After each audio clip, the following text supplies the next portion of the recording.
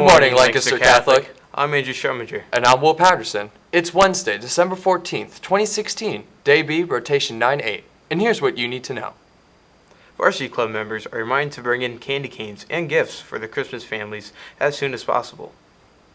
FMLA is welcoming guest speaker Catherine D'Elia today during 5th period in Miss Macedonia's room and during 6th period in Miss D'Elia's room. Come and learn what being a physician's assistant is all about. And now it's time for Toys for Tots update. Doot doot. The competition for the casual dress day and breakfast is tightening. Mrs. Martin and Mrs. Hamer are in the lead, with Miss Kinsey and Mrs. Cicchetti tied for third. Shout out to 122. Right behind them are the following: Mrs. O'Keefe, Miss Shaprinsky, Mrs. Deming, Mrs. D'Elia, Mrs. Cagle, and Mrs. Mason. It's anyone's game. Our new total is 401 toys. Let's bring in the 199 by tomorrow, our last collection day. If we meet our goal, you will get to see Brian, Dell, and a bunch of other Varsity Club boys shave their heads and look like hairless cats. So bring in your toys, LCHS.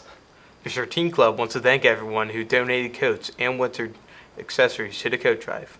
We collected 91 coats and over 70 hats and gloves and scarves. Your efforts will help many families stay warm this winter. It's the season of giving, which is why seniors should remember to give their 10 service hours to their religion teachers by the end of this quarter. And here's a way to boost your service hours. There's an immediate need for volunteers to help out on various projects between now and Christmas. See Mrs. Christensen for more details.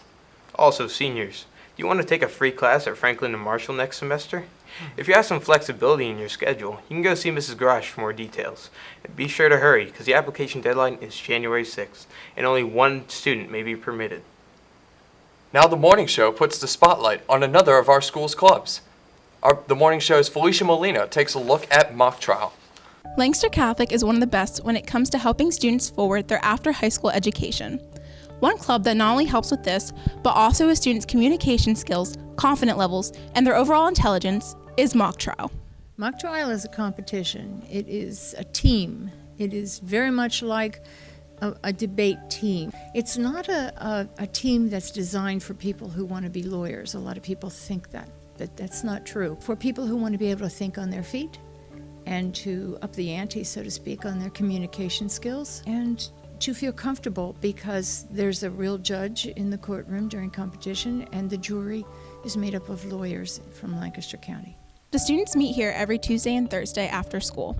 A regular meeting consists of the students going over the case they were assigned. There are different types of cases assigned each year. I've been in mock trial the last 2 years, and I really just joined originally to learn about how the court system works, but now I'm really into it and I want to win.